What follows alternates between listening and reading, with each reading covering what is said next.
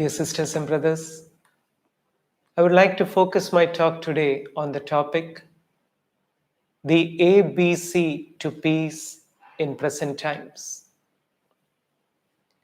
I have been talking to a lot of people from different parts of the world over the internet these days.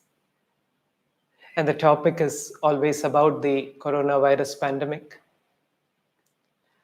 A very common phrase that I hear is, I can't believe that this is happening. Recently, a youngster said to me, Swami, I feel this is a dream and someone will wake me up from this nightmare soon. There is a big resistance that we sometimes face in our minds to accept the present situation.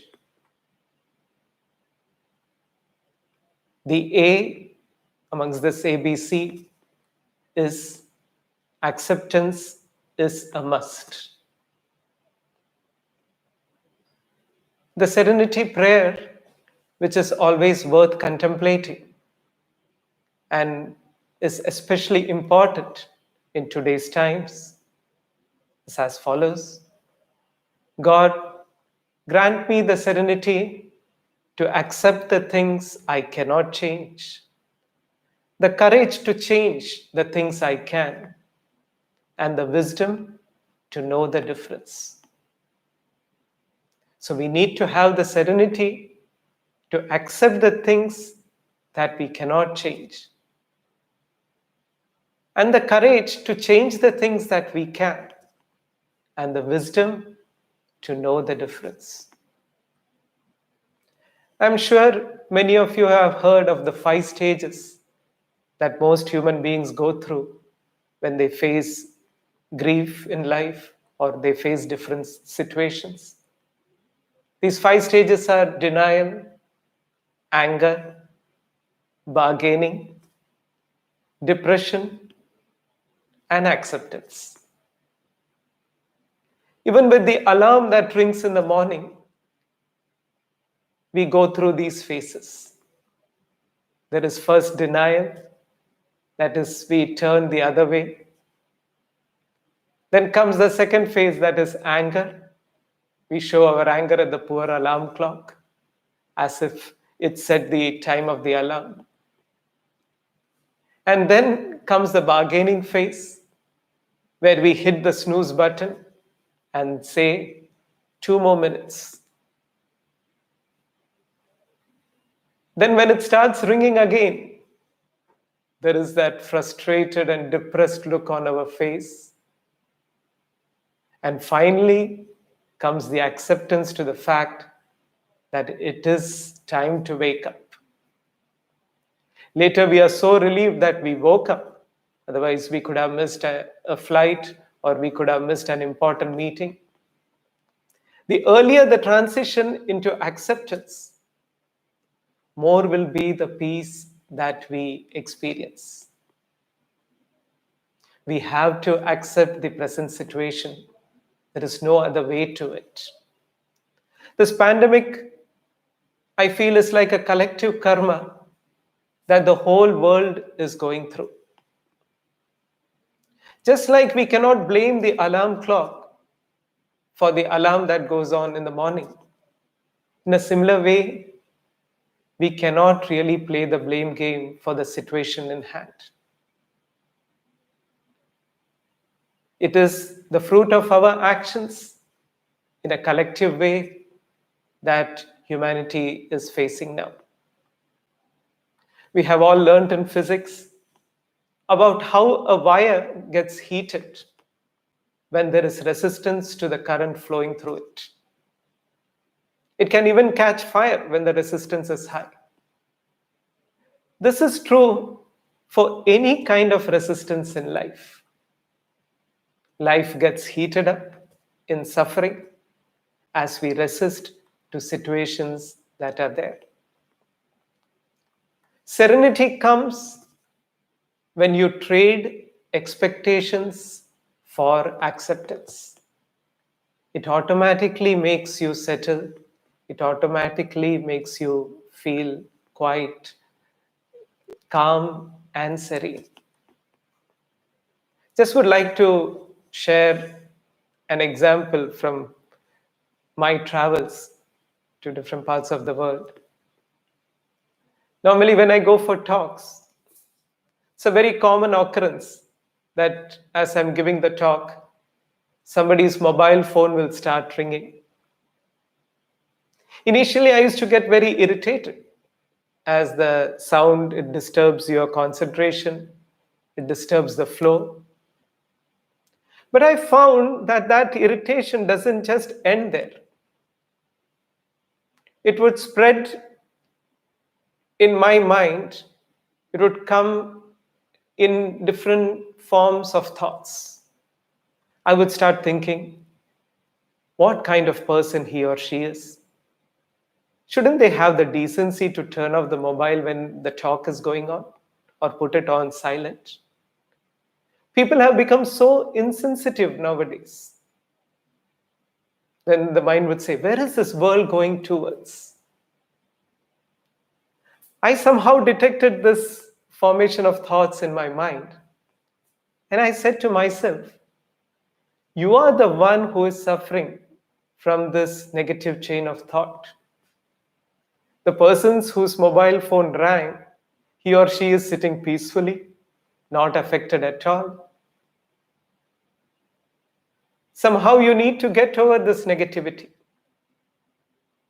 I came to the conclusion that it's better to accept than grumble about it. Now, when I hear the sound of the phone ringing during the talks, I try to think this way, try my best at least to think this way. Maybe they forgot to put it off or in the silent mode. Or maybe the phone is new and they don't know how to put it off. Or they are who they are. This keeps me relatively peaceful to a very great extent.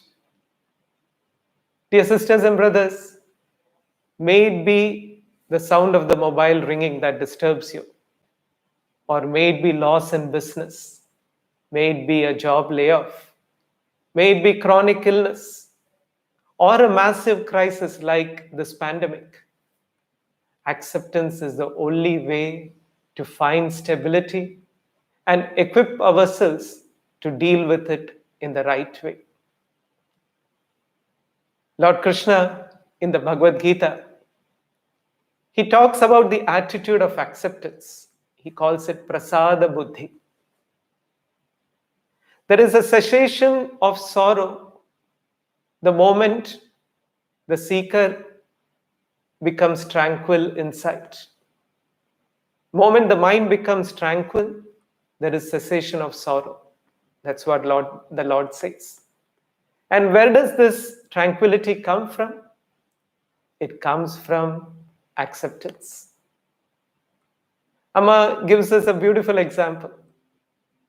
When we go to a temple to receive prasad, the priest may give a little prasad into our hands. We directly consume it. We never tell the priest, not sweet enough. Maybe you could have added a little more sugar. Or we never say, not enough cashews in the sweet pudding. We just accept it with gratitude. Such an attitude, if we can bring it towards situations in life, good and bad, it can really make us very, very stable and serene. Acceptance is sometimes misinterpreted by people as giving up or accepting defeat or setting the bar too low. It is never so. Accepting is a sign of strength and never a sign of weakness. The primary element of acceptance is opening to reality as it is, not how we feel about it. It is opening to reality as it is and not how we feel about it. Accepting is a pause, a period of allowing, a period of clearly seeing things. This helps you to settle, which then gives you the clarity of what to do to make the situation better or turn the situation to your advantage by directing your physical, emotional, and mental energy to the right places, to things that can change through your effort. Acceptance does not mean that you don't have preferences. You can have preferences for sure and work towards fulfilling them. But if they are not fulfilled, you still accept it with equanimity. You don't allow the inner peace to be disturbed. If the external situation may be such that we cannot change it much through our efforts, we can surely mold ourselves as who we choose to be in the face of this experience. So acceptance is always a win-win situation. Acceptance is always in the present moment. Even if you hate what is happening in the present moment, make the present moment your friend, not your enemy. This will miraculously transform your whole life. To accept, it also means to include or make space for the part of us that's screaming no to the situation. So we accept the situation and also the fierce rejection of it at the same time. In the serenity that arises from acceptance, all the disturbances settle down and the mind becomes more silent. Such a mind can think effectively of the right actions to be performed to transform the situation to our advantage. It helps us to become the person whom we have chosen to be in these situations. I'm sure many of you have heard of Dr. Viktor Frankl, a very famous Austrian neurologist and psychiatrist, who was one of the heroes during the Holocaust time. He was one of the survivors from the Nazi concentration camp. And he has written a beautiful book of his experiences called Man's Search for Meaning. It's a very inspiring book to read. As this person, Dr. Viktor Frankl, saw people around him dying, including his near and dear ones, and himself being put into all kinds of torture, he said one thing to himself and kept repeating it all the time. The words were, "They may be able to control my external freedom, but they cannot touch my inner freedom. It is totally my choice whether to be peaceful or distressed." These are words coming from the mouth of somebody who was clearly in charge of himself, who had the acceptance to the situation. When you ask Amma this question, "Amma, what is surrender?" she sometimes gives the answer in one word. She says it's acceptance.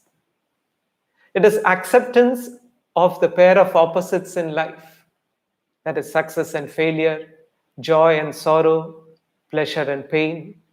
You accept the pair of opposites in life as complementary without any rejection or protest. In Amma's biography, we see how Amma accepted all the challenges that came her way, even from a very young age. There were no complaints that Amma made to the universe as to why she was being tested. Even today, you will never hear Amma complain about those times. There were so many detractors in the earlier days, who did everything to stop Amma's mission. And many of them now have turned into ardent devotees of Amma. When Amma is asked about this and how she feels about it, she puts it very beautifully. She says, in those days, they threw stones at me. Now they throw flowers. It is this acceptance that we see in Amma without any kind of judgmental attitude. So, dear sisters and brothers, accept what is, let go what was, and have faith in what will be. Acceptance is the pathway to peace. Now, let me give you a practical takeaway from this point that we just discussed. Introspect and see what are the things your mind is resisting in these times. Make a note of them in your personal diary and take one of them at a time. Notice the emotions that arise in you when you lack acceptance or when you're resisting to things.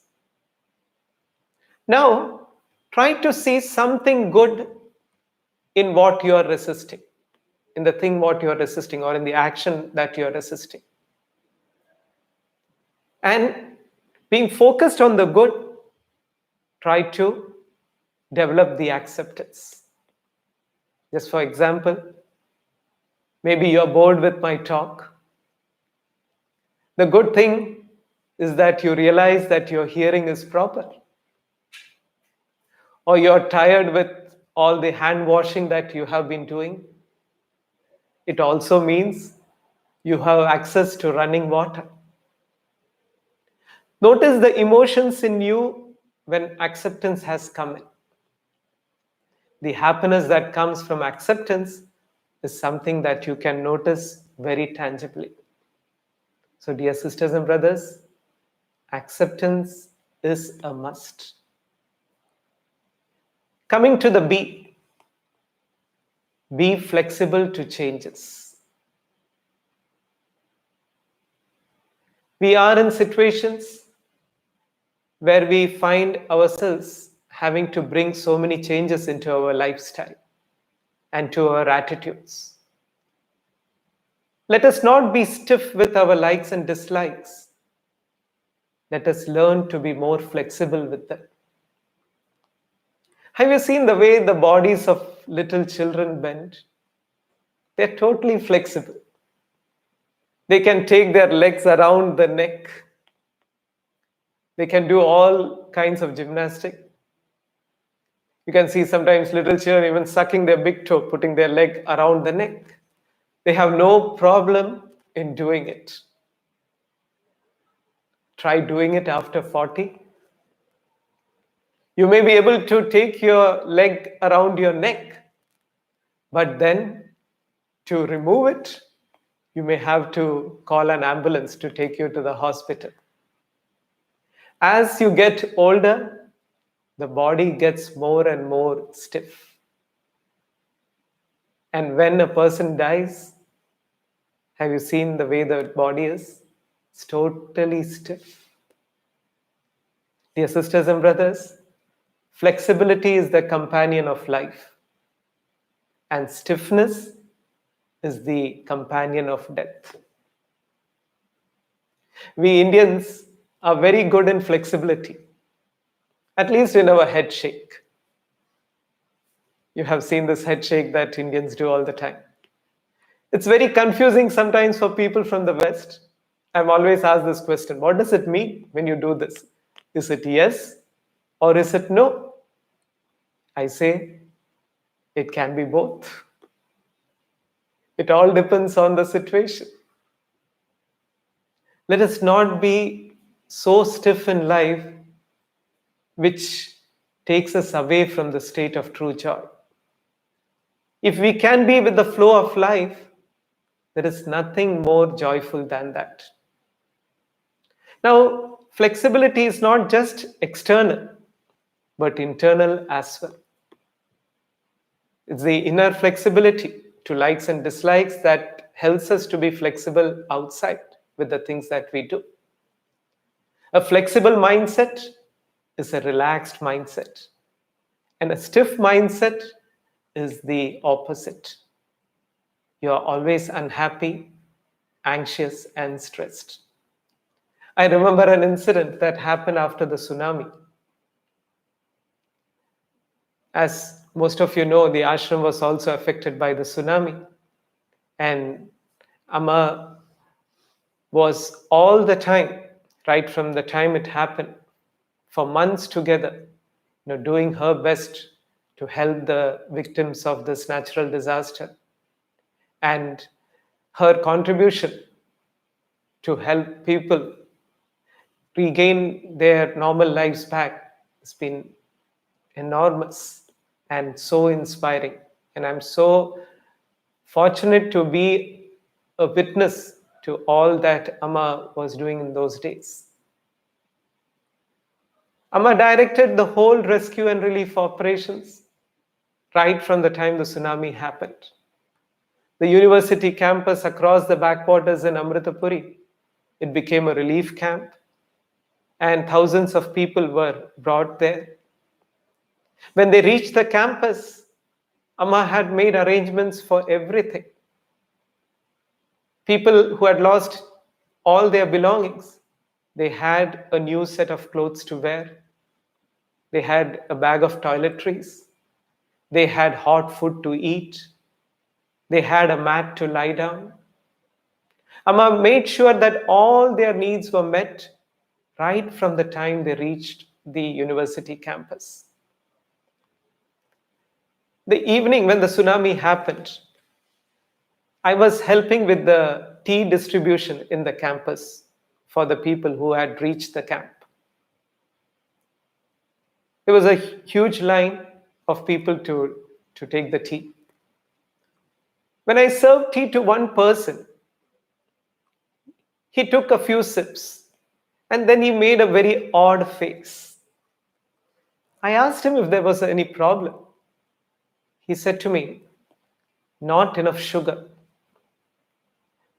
I said to him, "Do you even realize how lucky you are that you just survived a great natural calamity like the tsunami?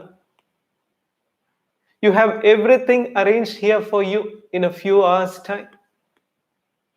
Don't you think you can be a little flexible from your side to accept things?" This is how our likes and dislikes govern over us. Let us try to be more flexible. Dear sisters and brothers, there has hardly been a time like this when human beings have been confined to their homes without moving anywhere much. I know this is not easy for many, but it is a good time to practice patience and flexibility. We all have got quite busy in our lives, and many of us have become, in one way, karma rogis, that is, afflicted with the disease of doing karma. One may not need to do something in a situation, but still the restless mind pushes you into action. It doesn't allow you to sit still. Real mastery is also the ability to remain still and silent when needed. Real mastery over the mind or action is also the ability to remain still and silent whenever needed. Till now, we were always told by our parents and teachers, especially when we were growing up, we were always told, don't just sit, do something. Life is now telling us, don't just do something, sit. It is a good time for us to go from karma roga, that is the affliction of karma, the karma that comes out of restlessness, to real karma yoga, to do actions with right attitude with compassion and as per the need of the hour. The words of Blaise Pascal, the French philosopher, comes to my mind. He says, all of humanity's problems stem from man's inability to sit quietly in a room alone. As flexibility increases, you will see that the mind does not react much to the external changes happening around you. It becomes more peaceful and happy. It allows you to be centered and be in the moment. Now, what is the practical takeaway from this point? Let's talk about the flexibility in our mindset, going from lockdown to becoming open minded. What does the mind under lockdown state think? It may think about the present situation as follows. It may think, I'm stuck at home. What does an open minded approach take us to? Or what does an open minded person think? I'm safe at home. I'm spending more time with my family. I'm having my private retreat. The mind under lockdown state will then say, I will run out of items. I'm not able to buy anything new. I'm not even getting the Amazon delivery. An open-minded person thinks, I have enough at home. Let me use it wisely. Let me reduce, recycle, and reuse. Then the mind under the lockdown state would say, everything is shutting down. I'm panicking. I don't know what's going to happen tomorrow. An open-minded person will think the most important places like the grocery, the pharmacy, the medical facilities, they are still open. My distance learning is still happening. I'm not really missing much in that front either. Then the mind under lockdown state could say, there is too much of insecurity. I feel anxious and unsafe. An open-minded person would say, while I cannot really control the external situation, I can control my actions. I can try my best to keep myself and my dear and near ones safe by washing hands regularly, by taking all precautions like social distancing, self-isolation, staying at home. I can keep myself healthy by practicing meditation and yoga, doing exercises every day, eating nutritious food, sleeping well in regular hours. I will do whatever I can to make my time productive and to keep myself happy when I am at home. So this is the difference.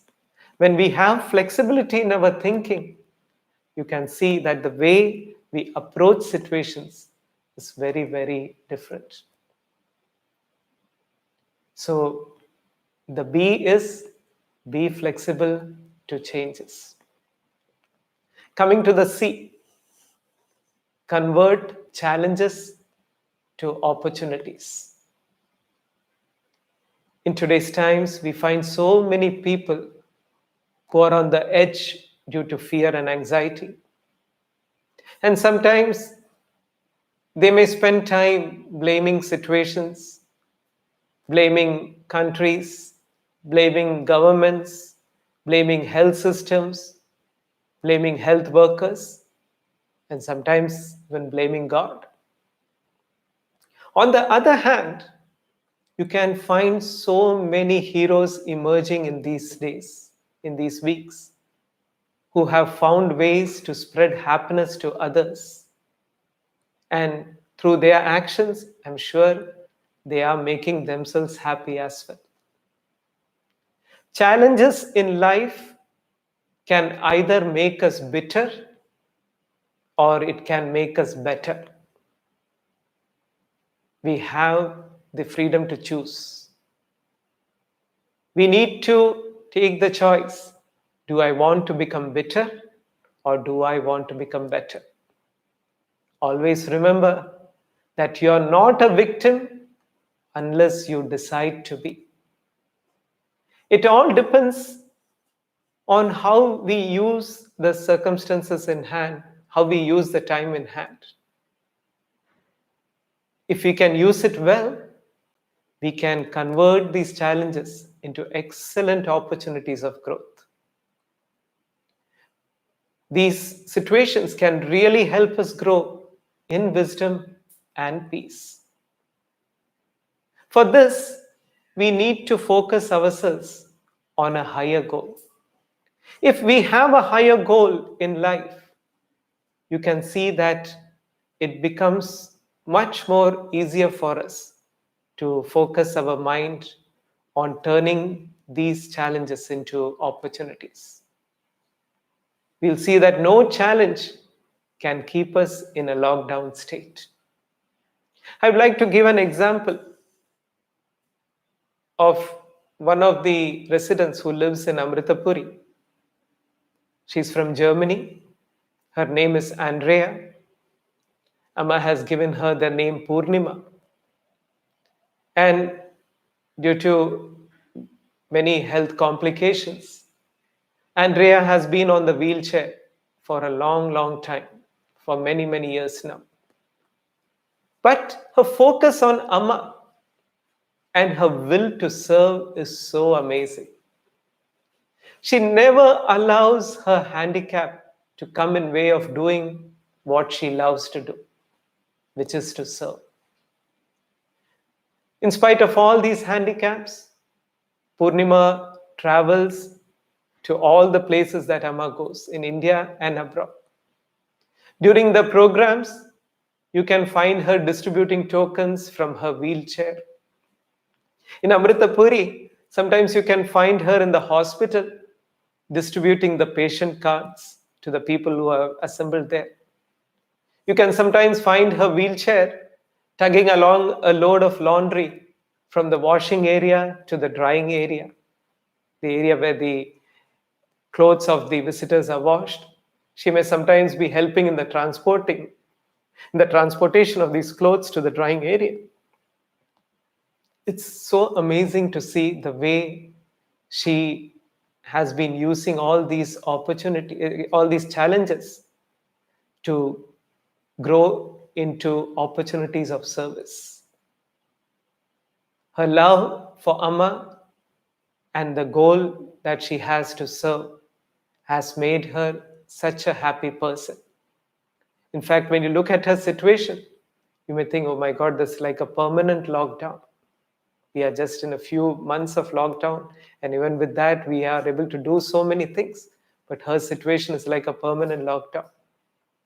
With her will, with her focus and her love, she has become free internally and is such a happy person. So, dear sisters and brothers, it is possible for us to convert these challenges into opportunities. During these months of isolation, whenever your mind pulls you down, tell yourselves that nothing is going to make me depressed. I will transform this time into a real fertile soil for my growth. I will keep a higher goal in front of me. It could be being more focused on spiritual practices, or it could be spreading happiness around in your own way. If you are a musician, you could play online and make people happy. There's so many online concerts happening nowadays. If you're a gardener, you could teach some youngsters gardening skills online. If you are a chef, so many people would take cooking lessons from you if you can offer them online. There is so much that we can do to spread joy. Once we do this, we will never be caught up in anxiety, nor will we be ever bored with this time in hand. It will only be an opportunity for us to grow in wisdom, to grow in peace and love. Now, what is the practical takeaway from this point? I would like to mention this practical takeaway with connecting it to an incident that happened with me a few years back. I was in Istanbul, in Turkey, for giving lectures. And I was returning back to Europe. When I reached the Istanbul airport to catch my flight back, I first went to the check-in counter, checked in my bags, and then was looking for the area to proceed for security check. And I could see a humongous line there, humongous line of people standing. As it was a time when the World Cup football was happening, I started thinking, what's this? This is very strange. Are they selling tickets for the World Cup here in this airport? When I asked one of the people there, which is the line to go for security check, said, this is the line, this huge line that you see. It had nearly reached the entrance of the airport. Somehow I made myself to the end of the line. And standing there, I was initially very impatient, anxious. Luckily, I had time for my flight. I started blaming the airport authorities for not making enough arrangements. I started thinking, how small is this airport? They should have a bigger space. They have so many people traveling through this airport. Of course, now Istanbul has an amazing new airport, which I think is one of the biggest in the world. This was many years back. Luckily, I became aware of this build-up in my mind. It's not that I'm always successful, but this day, somehow I became very aware of it. I thought to myself that this is a situation that I have to face. There is no way to cut the line, as people standing in front of me have earlier flights or a similar flight like me.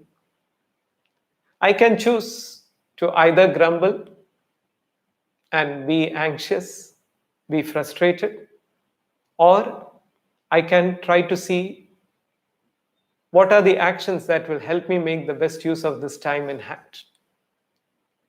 So I gave myself a challenge that before I reach the security area, I'm going to complete chanting the 1,000 names of the Divine Mother.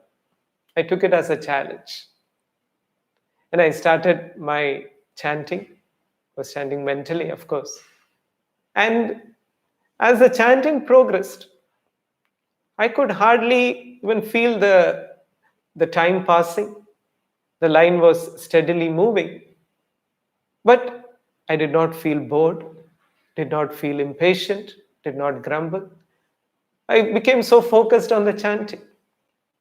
And I could see the security counter appearing at a distance. I kept chanting. And as I neared it, I had still not finished. I remember there was a thought in my mind that, oh, Amma, please let the line go a little slow so that I can finish my 1,000 names before I reach the security check. And it was such a sense of happiness that I experienced as I finished the 1,000 names, and then my turn came. At that moment, I somehow managed to give myself a higher goal. And that kept me so focused, and that kept me away from all kinds of grumbling. It helped me use my time in the best way. I know a friend of mine who has taken the task of writing 21,000 mantras, that is 1,000 mantras a day, in this 21-day lockdown period that India is facing. He has taken this vow that he will write 21,000 mantras, that is 1,000 mantras a day. And he wants to bring the books and offer them to Amma when he meets her the next time. we can all try to keep ourselves engaged by giving ourselves such interesting goals to achieve. And this can really help us convert challenges into great opportunities. So the C is converting challenges into opportunities. So, dear sisters and brothers, let us face these times with acceptance. Let us be flexible in the way we deal with things. Let's be flexible with our likes and dislikes. And let us try to convert these challenges into opportunities. Let us go deeper, and let us go deeper within and make the foundation of our life solid. Though the stock markets are fluctuating quite a lot all over the world nowadays, let me tell you, it is a great time for spiritual investment. Let us not miss this opportunity. As we are going through these challenging times, let us pray to Amma, let us pray to the Divine for the peace of the departed souls and for their near and dear ones to have the mental strength to cope up with this huge personal tragedy. Let us pray for the thousands who have been affected by this virus and are in hospitals or in self-isolation. Let us pray for the physical safety and mental strength of all the doctors, nurses, medical staff, pharmacists, social workers, police, and all those who have been working selflessly 24/7 to keep us safe. Let me end with a quote from Amma that she gave during these last days. Amma says, "Let us light the lamp of love and faith in our heart." One may ask, how will this dense darkness get lifted just with this little lamp lit inside me? If each person lights the lamp within, then the strength of the light multiplies and all darkness can be overcome. So, dear sisters and brothers, let us keep this hope burning brightly within. Let us pray wholeheartedly. Let us use this time the best way to express compassion. Let us use this time to grow in wisdom and peace. I will take a few questions that might have come, in the chat. I had a question that came right at the start of the talk. In fact, I will try to take that question. I think there are two questions that's come at the start of the talk, and then there are any more questions that have come. This time we can look into it.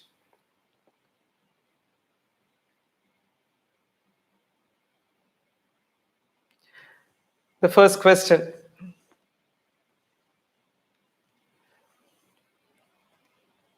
It's from Germany. Andreas from Germany is asking that nowadays we are getting a lot of WhatsApp messages, and people are sending this in Amma's name, saying that this is a message from Amma, this is something that she said. And many of these messages are sometimes a bit confusing because they don't really match. Somebody gets a very different message. So, can you tell us if these messages are really coming from the ashram, or are these messages just being spread by people? Yes, dear sisters and brothers, there's a lot of,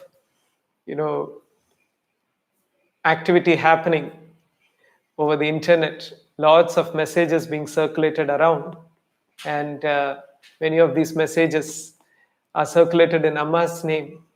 But let me make it very clear. If there is something that Amma wants to convey to all of you, to her children all over the world, you will surely find that message in our websites, on our Facebook, or on our Twitter handle.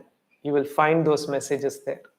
So I would kindly request you to go by those messages and not just go by all the WhatsApp messages that you receive, because some things may be quite contextual. It may be as per the context, or it may have been misunderstood by people. So please don't go by the personal messages that people are sending. Amma's message to her children all over the world will be in our websites, will be in the Facebook, in Amma's Facebook page, and also in the Twitter handle. So please go by that. The second question. This is Nagaraj from Singapore. Swami, in this crisis that the world is facing, the mental health of children is a cause of big worry. What is your advice on this? I totally agree, Nagaraj. It is a great source of worry because children are getting affected by all the happenings that they see around them, by all that is happening in the world. A few days back, I was talking to a family in Germany whom I know since many years. They have a little son who is maybe 5 or 6 years old. So when I was talking to the husband and the wife, after a while they said, our son is around. Swami, he'll be delighted to speak to you. I said, of course, I will talk to him. So I started talking with him. And initially, I asked him, what is he doing? How is he passing his time? How is he keeping himself occupied? Is he giving dad and mom a tough time? And he started answering in his own way, a very smart child. Then at one point, he said, Swami, can I ask you something? Are we all going to die? I was quite shocked when I heard this question. Of course, I tried my best to explain to him the way things are progressing. I said to him that death is something that every human being has to face, but it's surely not something that you need to be worried about in this present stage. I luckily had some stats from the death rate over the world, and I told him to give him the assurance that the age bracket in which deaths have happened the most have been above 60. It's been the older population. It's so sad that we are losing grandparents in society. So many of us so many people are losing grandparents. I said it's very sad, but it is more in that level that these deaths are happening. He should be strong. He should not be anxious about anything like that. And I just gave him some advice of how to really make himself more focused, more confident and strong inside. I then talked to the parents and I said my advice would be, try not to watch too much of news in front of the kid. Because we may think the kid is not understanding anything, but the kid is seeing a lot of scenes on the TV, which could all make this fear grow inside. And if this fear and insecurity finds a place inside at this age, sometimes it can stay there and it can take different forms as one grows up. So my advice would be, try to watch things on the TV or on the internet when kids are not around. Spend time with them. I know many of you are working from home and it's not always easy, but I think it's so important to spend quality time with your children. Play with them, listen to them. Tell them stories that instill more courage, more strength in them. Tell them stories of people who have done great things in life amidst adversities. You can tell them stories from the scriptures, from the lives of great saints, of great incarnations. All this can give them the needed strength and the protection that children surely need in this hour. Try to keep them protected from all the other kind of news. Try to keep them inspired. Spend quality time with them. Even though they may be a bit adamant and jittery that they are not able to go out much and do things that they would love to do, just bear with them, because this is the time when they really need you.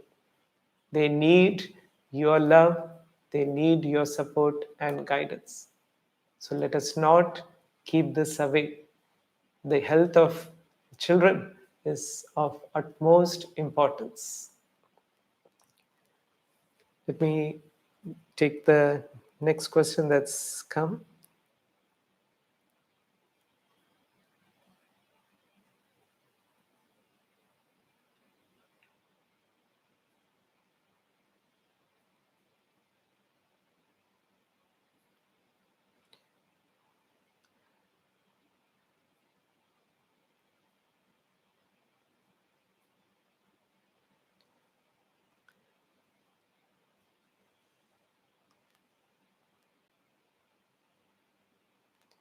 This is from Flavia in Switzerland.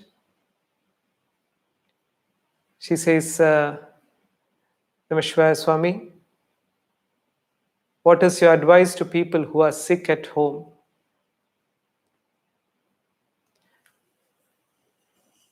Yes, Flavia, it is a challenging time when if one has contracted this illness, because it can make us really anxious. It can really sap our inner strength. But my advice to you would be positive. Be positive, be strong, and keep repeating the word strength, strength, strength again and again with it. Tell yourself that I am going to come out of this challenge. I am going to come out of this situation healthy and strong. I'm not giving up that easily. We are all psychosomatic beings.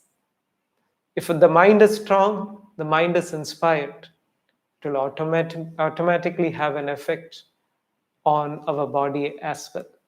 It will make the healing process, the rejuvenation process much more faster. So keep telling yourself, I am going to face this with strength and I am not giving up in any way. I'm going to get better very soon. It is this inner push that you need to give yourself every time the mind tends to become depressed. Also, of course, I don't know about the condition in which you are. If you're able to read something, keep yourself focused in the reading if your health permits you to, or to listen to inspiring talks or to inspiring music. All this can lift yourself up quite a lot. Of course, you have to follow the instructions of the doctors, the medicines that they give you, but at the same time, never lose this inner strength of yours, this inner confidence. And Amma is with you as you are dealing with it. She is there. You may not sometimes feel it, but it's just because we are sometimes so caught up with things, with the state of mind in which we are, that we don't feel it. But she is there with you, and she is going to help you come out of it. Just don't lose that inner strength, and you are going to get better. Keep telling yourself, give yourselves a pep talk time and again.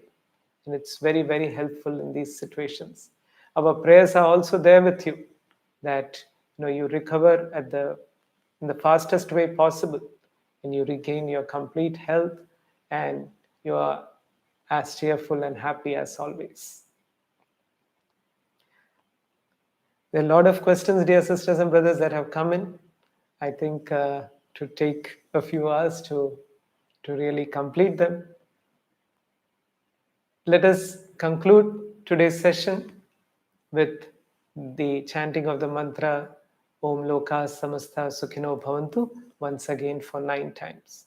As you do this, just imagine the white flowers of peace showering on the entire planet and visualize them falling on your head as well.